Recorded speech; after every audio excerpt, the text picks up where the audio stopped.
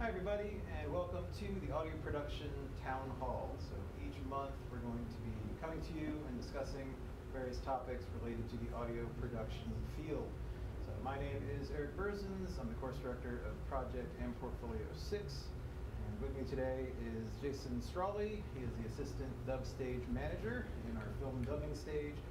He's also a graduate of, I believe, our recording arts program and our audio production program. So he has a lot of experience with production audio, which is what today's topic is about.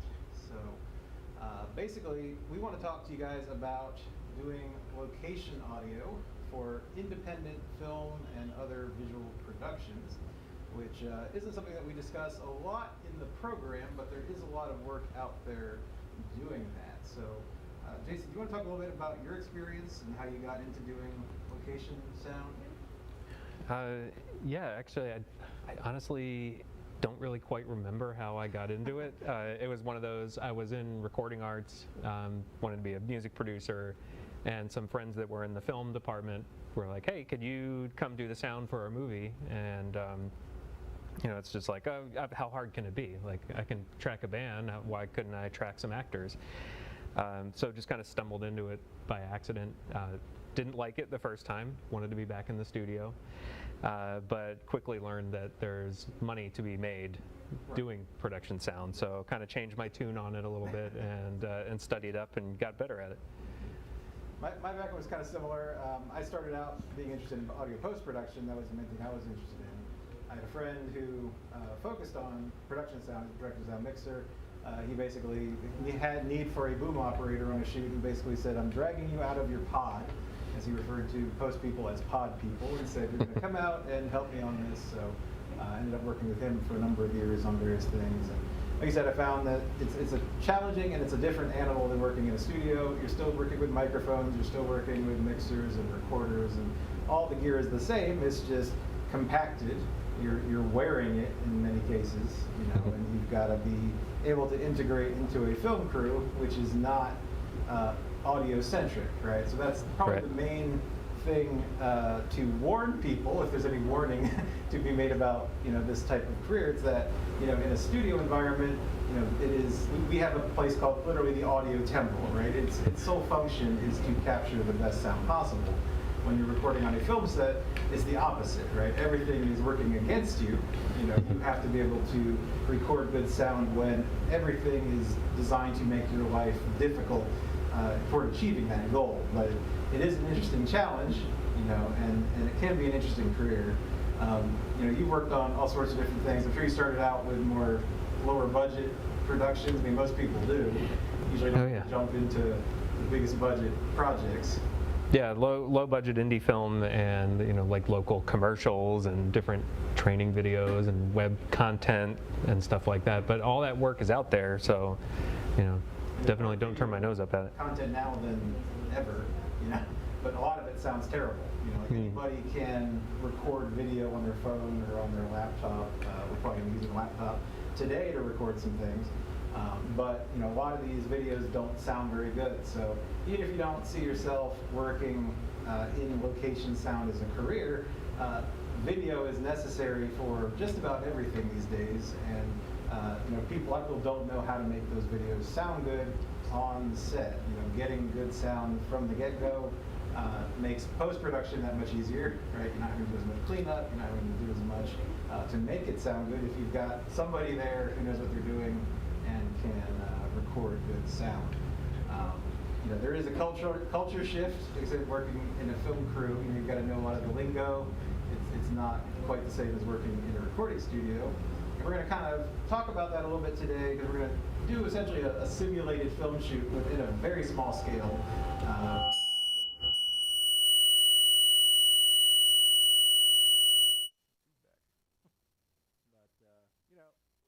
Just like this, doing live production, being on set, things happen, and you have to troubleshoot. You've got to figure it out and make it work. And if you're on a film set as the sole audio person, the minute anything goes wrong with the sound, everyone has to stop what they're doing, and they're looking at you, going, what's taking so long? Why can't you fix it? You're holding all of us up. So it can be stressful, but it can also be a fun challenge to try to troubleshoot and make things, sound as good as they possibly can with what you're given, because you're not in control of the situation, right? You get typically, a call sheet says, show up at this place at this time, and you should show up early, right? Whatever it says on the sheet, you want to be there before that, not after that, because then they'll probably not call you again. But I would say one of the most interesting things about doing production sound is that it's always different. Would you agree? It's always different. And just to kind of add on to what Eric was saying, like if you're going to do your first ever production sound job, do it when the stakes are low. That was my model. I definitely screwed that big time. So I'm glad I had my first ever gig on like a student project where, it wasn't going to like end anybody's career, especially my own, if it didn't work out as intended. So, volunteer early and often to kind of get all those issues out of the way. Yeah, there's lots of low budget projects out there. I would say most of the projects out there are low budget, so it's kind of easy to get your foot in as far as getting experience, finding out what it's like to work on set and get a feel for how it all works. And like Jason said, if it's low budget and low stakes, then you have more of a chance to fail and experiment and try things. So we've brought some gear today. Like I said, we're going to try to do sort of a simulated situation that might model what you would experience on a very low budget kind of video shoot, something that might be for social media or some kind of advertising. Sure, every TV show, every commercial, everything you see has at least one person on set recording sound, hopefully. So, so why not you, right? So we've got our laptop here as our camera today, because we're going low budget. That's today's theme, how to record production audio with low budget gear and low budget techniques.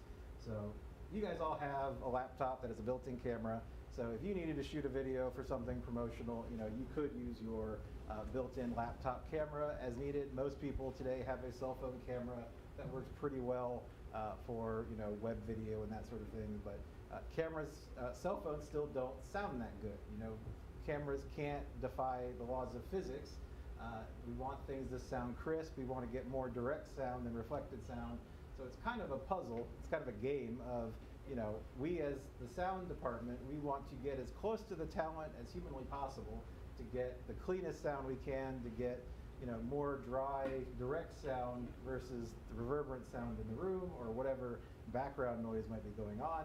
But we still have to work within the constraints of, the camera. We can't control where the camera is. We can't control where the lighting is. Everything else is out of our control. We've got to work within that and try to make it sound good. So in this case, we've got our laptop camera. I'm playing the DP. I'm playing the director. I'm playing all sorts of different people here. But we've got our laptop camera set up, pointed at Jason. He's framed up on this laptop screen. Somewhat. He's standing in as our talent. I believe we are going to have some other talent shortly, but I just want to kind of go over the gear a little bit first. So what we're going to be just demonstrating today is called double system sound recording, which is we're not going to be sending audio to the camera, which in this case is our laptop. Single system would mean you're actually sending audio to the camera while it's recording, and then you've also potentially got a backup recorder of your own. What we're going to be demonstrating is a simple double system setup where you guys all have a Zoom H5 in your launch box. You could use that to do basic sound for video, double system, right? You've got the Zoom recorder as your actual recorder, and you could have a separate camera like a laptop or a cell phone or whatever. But to make that work, you need some way to synchronize it. That's where these come in. This is what I like to refer to as a dumb slate as opposed to a smart slate. A smart slate is a digital device that has time code on it, and it's got a time code generator and reader. This doesn't have that. This cost about $20. So again, we're going for low budget. If you have no budget, then you can use a book. But you need something or your hand. The clap. Right? I guess that's even better. You don't have to have a book, right? You need something that can create some kind of a loud transient sound that is easy to sync up, right? If you look at the waveform, you can see a big spike. You can look for the exact frame of video where that event happened, and you can line up the audio with that video event, and boom, now your audio is back in sync with the video. So that's traditionally how most movies were made. Like most movies throughout history were made that way. Somebody had to sync up the audio back to the film, but nowadays we've got time code and other things and parallelize and all these things that can help you sync things up. But at the end of the day, if you want to record sound for video, you need some way to sync it up. And technology does fail, so that's why we always have a dumb slate, and they're going to do a dumb slate on every single shot, no matter what. Even though we have all that other technology, this is the fail-safe. This is the thing that can't mess up. Yep. Unless they didn't shoot it on the video for some reason. I mean, there's always some way to mess it up. But hopefully you've got this shot on the screen. So we're going to have to make sure this is seen by the camera, and it's going to have to be picked up by the microphone. So basically, this is typically operated by the second assistant camera person on set. There's lots of different roles and people on a film crew outside of the sound department, which, by the way, the traditional sound department is you have a sound mixer, you've got a boom operator, hopefully, and maybe you have a sound utility. So that's like the ideal trinity of the sound department. If you've got a well-budgeted crew, you can have that. But for low budget, that usually never happens. Yeah. For low budget, it's pretty much you're lucky if they hired one sound person, right? So you kind of have to do all of it. But I bring up the slate at this moment because the slate is something that the sound department has to bring, which not everybody knows. They think it's part of the film crew's kind of gear, and it is. They operate it, but we have to bring it. Who came up with this rule? I don't know. But long before me and long before you started doing this, somebody decided that the slate was sound's problem. So we have to bring it, and we hand it off to the camera department. Okay, so if you're going to do sound for film on any kind of shoot, keep in mind you will have to have some kind of a slate, even if it's a cheap $20 thing like this. So you'll notice on here, maybe you can see it, it says Night of the Living Dead, which is a public domain film. So there's no copyright infringement going on here. This is in the public domain. We're going to use a few lines of dialogue from that film. Again, it's in the public domain. And we're going to kind of read through that in a little bit. The next piece of gear I want to show you is something that should be familiar to you. We've got a Zoom H5, which is going to be our recorder. So we've got it rigged up here to hopefully be able to send audio to you. And you'll notice that I've got a mic plugged into it. You guys hopefully are aware that your Zoom H5 can input XLR microphones. You don't have to use the built-in XY mics. If you have no other option, you could use the XY mics as your overhead boom microphone. You could do it that way. You could actually mount the H5 to a pole of some kind. What you'll notice here is we've got a very low budget boom pole. A professional boom pole would cost you around $200 at a minimum, possibly $1,000 depending on the model. This is a painter's pole. This costs about 20 bucks from Home Depot, and it has an adapter connected to it that will adapt it to 3/8. So 3/8 is the standard threading size for connecting suspensions for field microphones. So we've got a shotgun microphone plugged in here. This is a, you grab it, hold it, I'll try to take off the wind protection really quick. So this is a shotgun mic, which for production sound is probably the most commonly used microphone because it has the narrowest pickup pattern. It's ported along the side because basically it's an interference tube which allows direct sound to travel down unimpeded, but then off-axis sound gets delayed and gets canceled out. So it's very directional. Some people like to call it a zoom microphone, like it's able to magically zoom in on the talent. It doesn't work that way, but it will enable you to cancel out a lot of unwanted sound that you might have in your environment, especially outside. Inside, you don't always need a shotgun microphone. But it's, like I said, it's the most commonly used microphone for film sound, so that's what we're going to go ahead and use. That's the sound our ears are used to hearing. Even if it's not totally necessary, there's a certain coloration that we expect. The 416 in particular, the Sennheiser 416 is kind of known as the film shotgun microphone. This is a Rode NTG3. It's very similar, but this one's about a lot cheaper. I was able to get this one for around $500, so one of the more low-budget options that are out there.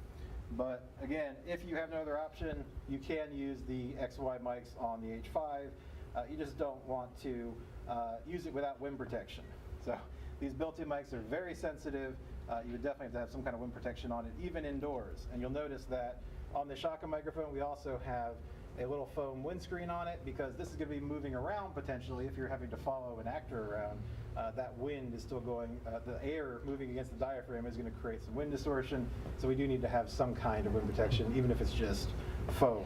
Also, if I was to drop this, or a camera operator was walking backwards and bump into it or something like that, the foam will allow you to use your microphone again. Yes, yes. Protecting your mic is good.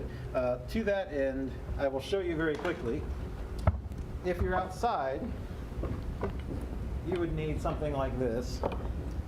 So this is a Rode blimp, which is a fairly affordable blimp. Sometimes they're called Zeppelins. There's other. Some people call them, you know, I want to say these, I don't want to call these dead cats because I like cats, but this is a wind jammer. It's a furry cover over top of the blimp.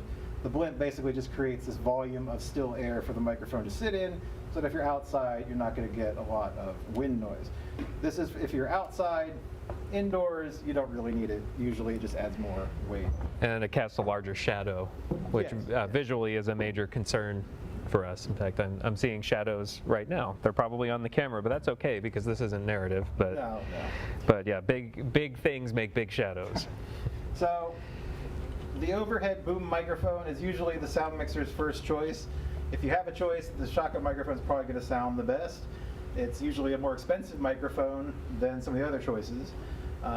Most sound mixers have 3 choices that they can pull from microphone-wise. They'll use an overhead boom, they might use a wireless lav, or they might use a plant mic, which might be a lav, it might be something else like a boundary microphone, something that you might hide in the set somewhere. So those are usually your 3 options, you know, overhead boom, wireless lav, or a plant mic. Today we're just going to look at the 2 main categories, which would be just overhead booming and using a lav mic. Those are the 2 main things that you're likely to encounter on any kind of video shoot. So I think we're going to jump into a simulated thing here. I think that's what time it is. We are at 3:31. Yeah, we might as well jump into it. Can we get Susan in here? She was going to be our mock talent.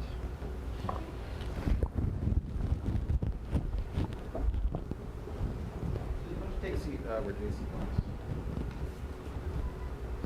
Jason, why don't you operate our Zoom mic for this one, or a recorder. Sure.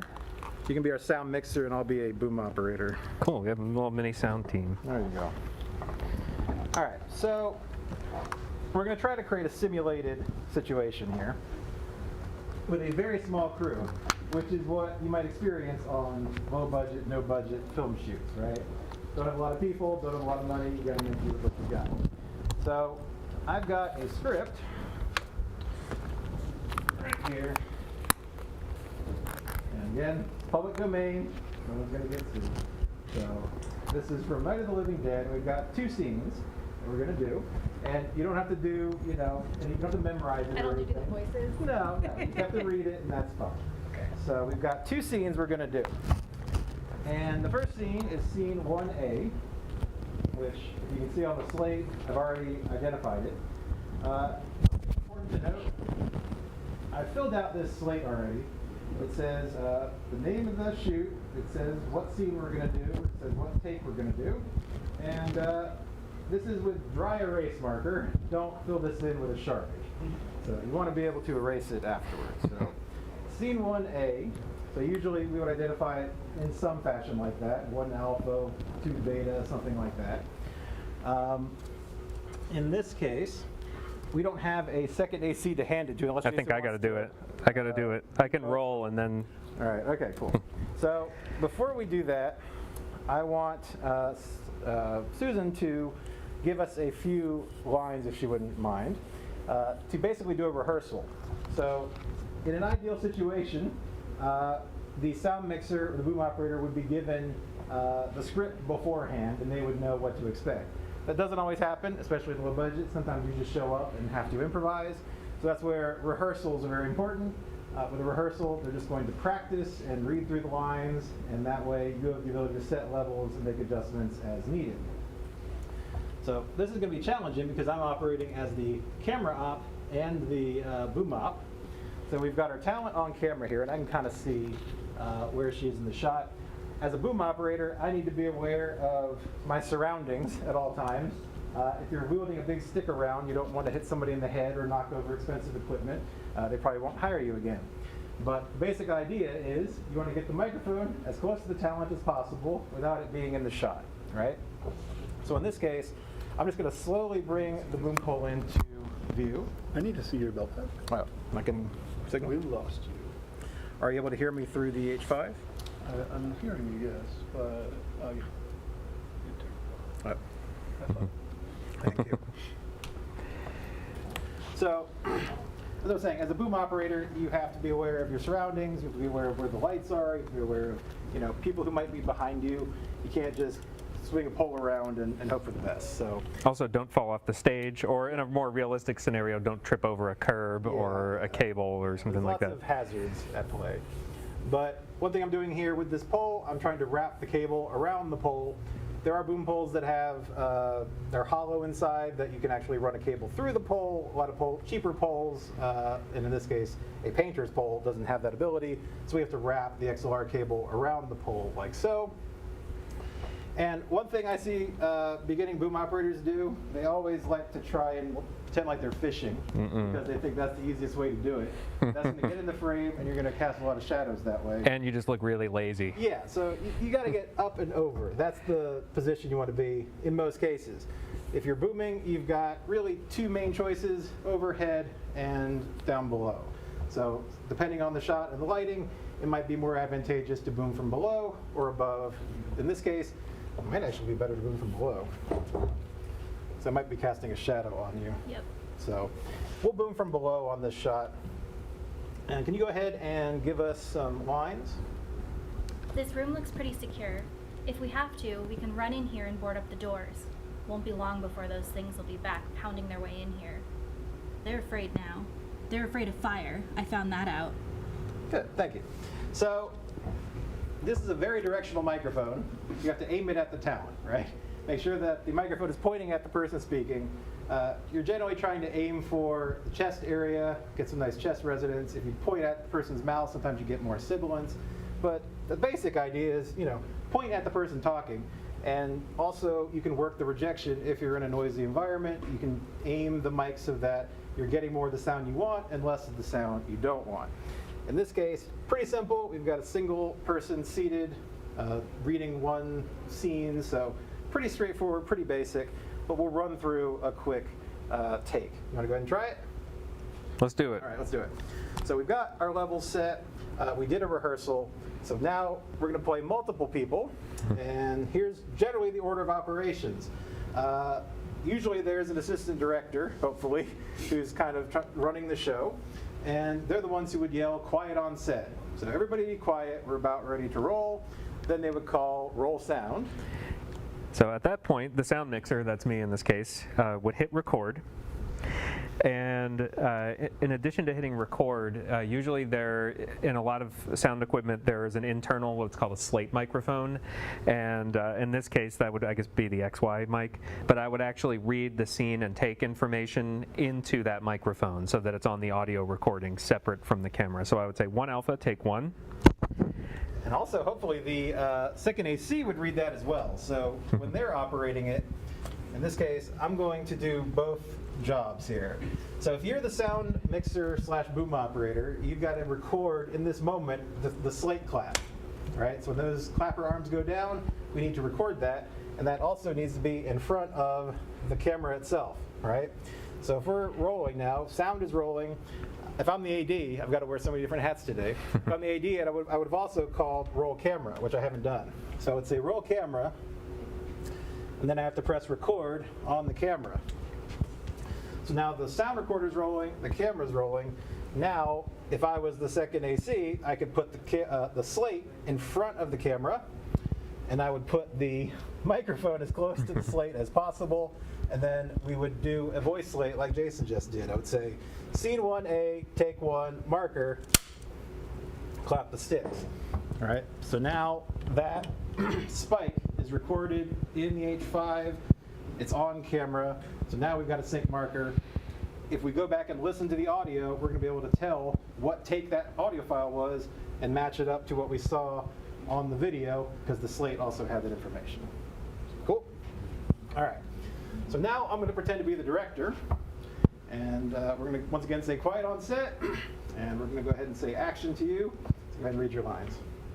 This room looks pretty secure. If we have to, we can run in here and board up the doors. Won't be long before those things will be back pounding their way in here. They're afraid now. They're afraid of fire, I found that out. Good, cut. So when the director yells cut, that means you press stop, right? So if you're the sound mixer, you have to press stop on your recorder. And frequently they would ask you to, if that was good for sound, right? They might say, was that good for sound? Because they want to know if it was good for everything, right? If the camera was good, if the lighting was good, if the performance was good. They're looking for that perfect take. So usually, hopefully, they will also ask sound, how was that for sound? Now, if everything else was perfect, they're probably not going to redo it just for sound, but they still will ask out of politeness if nothing else. So how was that for sound? On a scale of 1 to 10, I'll call it a 7. 7, because okay. There's lots of machinery and fans, and Okay. we're in a live venue. So- It's not really meant for this sort of thing. But If we were doing a real shoot, I'd probably go again. But since we were on a time crunch, we've got a time limit, we'll probably move on. But in a real film, you might do multiple takes of the same scene over and over and over again until they get it right. And they would have to do the voice slate so that we capture that and able to identify what the recording is and line it up against the video. So we're going to switch gears now. And we're going to take a look at some wireless really quickly. So Jason brought some wireless gear, which is the most expensive part of a sound kit, typically. Good wireless could run you over $3,000. for one microphone. Excuse me. Crossing? You guys have any water by chance? Got any water? That's okay. We'll make it work. But we've got some Sennheiser wireless here, which is more affordable. Yeah, this is the Sennheiser Evolution series. And I want to say recently, this is brand new, somewhere in the neighborhood of $600 a channel, which sounds like a lot, but it's like a fifth of what you would pay for a high-end channel of wireless. Good wireless is just ridiculously expensive. I mean, one channel will run you like $3,000. Yeah. So the Sennheiser, it's also widely available used. I do suggest if you're going to try to buy used production sound equipment, go to a shop that specializes in production sound, because that way they're going to be able to service it when it comes in before they go to resale. So if you happen to be local here in Orlando, we have a shop that's a production audio store that you can walk into and buy something like this right off the shelf without having to order it online. So if you have that resource available, that's great. You can save a lot of money getting stuff used, and these are pretty widely available. So the Sennheiser Evolution series, like every wireless, has two pieces. In order to have a wireless system, you have to have a transmitter and a receiver. It's very important to know which one is which. One of the most common mistakes I see on student productions is they've got the transmitter and receiver backwards and then wondering why the sound isn't working. Easy to mix up on the Sennheisers because they look so similar. They do, they're totally identical on the outside except for one key thing. The transmitter is where the microphone plugs in, and which is worn on the actor. So the transmitter is going to have a mute button on the top.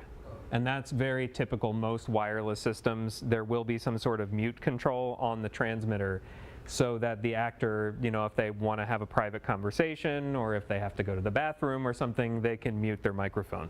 Now, they very rarely do remember to mute their microphone, so you will hear weird things in your headphones, and when you do, just politely take your headphones off and set them down for a minute. Don't press It'll record. be fine. So two pieces, transmitter, receiver. Transmitter typically has a mute button. The microphone, the lavalier mic, which is a tiny little microphone that can be hidden on a person, will also plug into the transmitter. The receiver is going to plug into your recording device, whether that's the camera or in our case, this Zoom H5. In any case, the receiver is going to plug in there. You want to make sure that you have the correct adapter to plug in. So this particular Sennheiser wireless system has an 1/8" or 3.5 millimeter connector, but the Zoom recorder has an XLR. So we're using an 1/8" to XLR adapter. So I'm going to go ahead and turn on this receiver, and then I'll hand it to Eric so he can plug it into the recorder. So we're going to plug this into input number 2. So with the Zoom H5, you could have a very basic production sound setup with a boom microphone and one lav, which for a lot of setups, basic interviews and things, that's all you need. There's also a shotgun microphone that's accessory for the H5. You would need the Zoom extension cable to go with it, but you could have the Zoom shotgun plus 2 lavalier mics if you wanted. One thing you have to take note of on the front panel, the LR, that is for the built-in microphones. Currently, I have those turned off. 1 and 2, those are the external inputs. So right now, I've just got input 1 turned on. I'm going to now turn on input number 2 so that we can get our lav in. I'm going to try to get some signal on that. Hello, check 1 2. Hey, check 1 2. So you'll notice as I'm checking this lav mic, I'm holding it pretty much against my chest right here. This area is the area most likely to have the lav mic on it. In fact, I'm wearing my lav mic right here that I'm tapping on in that same exact area. So I'm going to sound check it right here. Don't sound check it like right up against your mouth because it's very unlikely to actually be there. So check it down here. And how are we looking on levels? Hey, 1 2 3 4 5 6 7. So the gain staging on wireless can be kind of tricky because there is 2 pieces, a transmitter and a receiver, before you even plug into the recorder. Sometimes that gain staging can be a little wonky. So you have a gain control on the transmitter called sensitivity, another one called output on the receiver. So I think I'd set the output at the receiver to 0. I think it goes up to positive 12. So we can add 12 dB to that in the menu. So one thing we didn't mention that's important to comment on, in your H5, make sure that you do set your sampling rate to 48 kilohertz. For video productions, that is absolutely crucial for sync. If you're shooting video, you're always rolling at 48 kilohertz on your recorder. So double check your sampling rate, always make sure that that is correct. So at this point, we've got signal coming in from our boom and our lav. So I'm going to try to wear everything here. Got some crackle from something. While Eric's doing that, maybe I can talk about the accessories. Yeah, just talk about the accessories for the lavalier and how to wire talent, because that is an art unto itself, actually getting the lav hidden.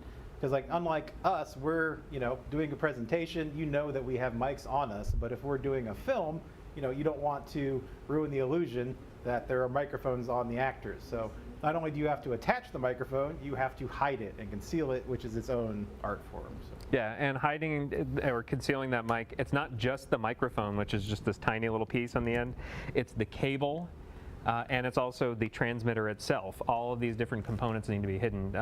The number one mistake I see on TV shows is I see the wire running through people's shirts. If you look carefully at people's, especially if they're wearing a regular t-shirt, especially if it's a lighter color, you'll pretty easily start to notice the wires running down the fronts of people's shirts. Just a little pet peeve of mine when I'm watching TV. Wiring talent can be, it's a science, but it's also an art, and you can do the same thing 9 times in a row and have it work perfectly, and then the 10th time for some reason it just doesn't work. So this is one of the biggest areas of troubleshooting, is trying to get this lav mic to not only be hidden, but also sounding halfway decent. And then you're also dealing with potentially talent in a very close proximity. sometimes the actors can be very cool and very pleasant and fun to work with, and other times I've had very few horror stories. Fortunately, most people have been pretty cool, but I've heard from other sound mixers like the kind of nightmare scenarios involving very famous people. So ideally, your actors have some experience with this. I've also found it can be awkward if they are like a new actor, which is what we see in a lot of student films. They're very squeamish about getting the mic put on. But if it's a seasoned, experienced actor, they'll just take their shirt right off and let you get to work. So it helps if they've been around, and it helps if they've been exposed to this process. But I mean, it is going to be awkward. There's no way to do that, do it without it being somewhat awkward. So, just try to be as professional as you can. As either the sound mixer or the boom op, it's your responsibility to do the wiring, and you want to put your best foot forward because the actors typically have a lot of firing power. So if you're uncomfortable or rude or don't treat them properly, it can end up not well for you. So you want to be very aware of how you're dealing with people. In terms of, I'm straightening out this lav cable here a little bit. In terms of how you actually physically connect the mic to somebody, there's a number of different schools of thought. You're going to see various types of tape that people like to use to stick the mic on, or different clips and mounts. Personally, I despise tape. Anytime I use tape, I feel like the whole production, I can just hear it very slowly peeling off. To me, it ends up with a very crackly sort of lav sound. If you can imagine, if you've just very slowly peeled a piece of tape off of something, I feel like I just hear that sound all the time in production audio. So I prefer to use clips and mounts myself. I find that they're a little bit quieter.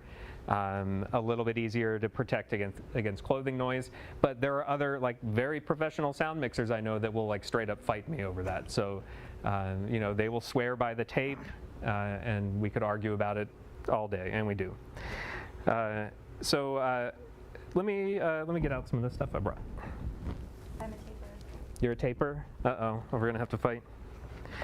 Okay, so this particular lav mic, it's a Tram TR50, which is a more budget-minded lavalier microphone. A little older, but it still works. Yeah, they sound halfway decent. I find that they blend okay with boom mics and stuff, so not The too main bad. thing about film sound lavaliers, though, is they need to be small, right? A lot of lapel mics that are cheaper or more for what we're doing, just on-camera talent, they can be a little bit bigger. If you know that they're going to be able to see the mic, it doesn't have to be that small, but if it's got to be hidden, the actual head of the microphone's got to be really small. Right, this one's a little chunkier, so, but we make do. So some of the common clips, I don't know how well you can see, but there's this thing called an alligator clip, because it looks like an alligator. This is more useful for when the microphone is worn on the outside. It's a nice handy clip to attach that. Then we have my personal choice that I like to use, which is called a vampire clip. And it's a little plastic clip that's specifically for this microphone that just has two very sharp little metal pins on it. And those little metal pins will pin into the fabric on your actor, whether it's the collar of their shirt or maybe in the middle of their bra on your actresses. I find that sounds really great. So the vampire clip I actually really love because it makes my life a lot easier. It also sinks into human flesh, so be careful. Yes, I always advise the actors, hey, this is pointy, it's sharp, don't hurt yourself with it. Other little things I brought in my this is the very same pouch I bring on jobs. Bag full of rubber bands. If you need to take up some of the slack on a cable and bundle that up and neaten that up, rubber bands are great. Rubbing alcohol, because now we're very concerned with sanitizing things. And so this is always going to help with that. Different types of tape we have. Well, that was the moleskin, which is that fuzzy tape that runners stick in their shoe. We have gaff tape, which is ubiquitous on film sets. You can always find gaffer tape. But probably most importantly, we have what's called transport. It's a medical tape that is hypoallergenic. So you can apply transport tape directly to your actor's skin without any major concerns about their allergies. I also brought some of these wireless packs. So this is a way we hide the transmitter. It's an elastic pouch that can go around the actor's waist, and then it has a little pouch in it for the transmitter to sit in. And this can also be useful like actresses and like dresses and stuff. You can maybe go around their leg. If the pouch is like poking out of their back because it's form-fitting, then going around the leg with one of these is an option. Always bring a pair of scissors, because you're going to have to cut tape and potentially wardrobe, although don't cut wardrobe without permission, but you might have to cut a hole. And finally, little tiny baby wind protection. Now, if you're trying to hide a microphone on an actor, they're not going to let you use this wind protection because it's going to stick out and make your mic look much larger. But in an event like this, like an onstage production where you're maybe outdoors, we have this tiny little microscopic little wind jammer that you can stick on, and they work okay. The exception would be like if it's like winter time and you've got like heavy coats on or something. Like if you can really bury the mic and make it invisible, they'll probably let you do it. Yeah. If you're just wearing a t-shirt, then probably not. All right, so are we going to do an actual wiring? Yeah, I want to show just a basic idea of how to wire talent. Okay. So first of all, always introduce yourself. Hello. Hi. I'm Jason. Susan. I'm in the sound department. I'm going to be helping you out for the rest of this production. All right, so I'll usually stick the transmitter in my pocket, and then the cable, the adapter end, the connector end of the lav mic is going to drop down the front of your shirt, so down the hatch. And we may need to make some slight wardrobe moderation, or some changes here, because we can see we had to untuck this shirt. So once the connector is down through the shirt, then we can reconnect it to the transmitter. Okay, and in this case, I'm not going to use the pouch. We're just going to go directly into your probably waistline with the pack here. Let's go around the back here. In fact, I'll help you out here. So yeah, not only do you have to hide the microphone, you have to hide the body pack, right? If the camera can see that there's a transmitter, that ruins the illusion too. It does. So what we're going to do is like kind of in the small of the back area, you don't want to put the unit on the outside, because if she was to sit down, it might bump against the chair and fall off. So we actually always put it inside. And then we have this handy little metal clip that will just hold that in place. And then we'll just pull the shirt over.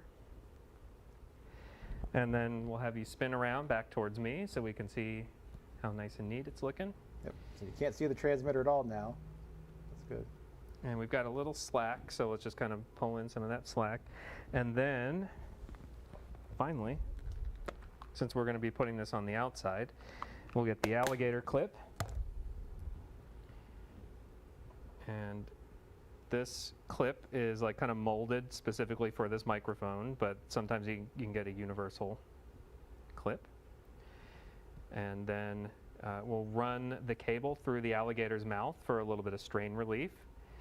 And then we'll clip that alligator on to the garment and run the cable down.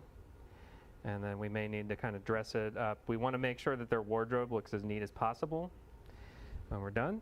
Okay, so there we are. We are now officially wired up. The cable is hidden, the transmitter's hidden. The mic is visible because it's a live production. But if we had to hide it, then that would be a whole different game. Sure. All right, so I don't know how much more time do we have. Keep going? Okay.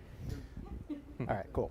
So if that's the case, we will do our next scene. So I've already changed the slate. We've now got scene 2B. So we're going to have actually at time. Oh, we are at time. Yeah. I misread the signals. Okay, fine. That's all right. So I think you guys got a good understanding of the basics. I mean, there's more to it, obviously. You kind of have to learn as you go. But this was a pretty good overview of the basic equipment. You need a recorder. You need a slate. You need some kind of a microphone for overhead booming. Wireless is complex. It can be complex. It is the most expensive part of the equation. But on super low budget productions, you might be able to get away with just a overhead shotgun and maybe a wired lav, which is a lot cheaper, If you don't need wireless, then it's a lot less money. If the shot enables you to just run a cabled lavalier and hide it from camera, or if it's like this where it is on camera and we know that that it's not fiction, then the mic can be shown in plain sight, and it's a lot easier in that case. But again, this relates to any kind of video production that you might want to do for social media, YouTube, major feature films, TV shows, you name it. Somebody's got to record sound for all of those videos. So there's definitely work out there doing it. So it's good to know something about it. So I think that's about it for us. If anybody has any questions, Put them in the chat. put it in the chat. Like and subscribe. Nice. All right.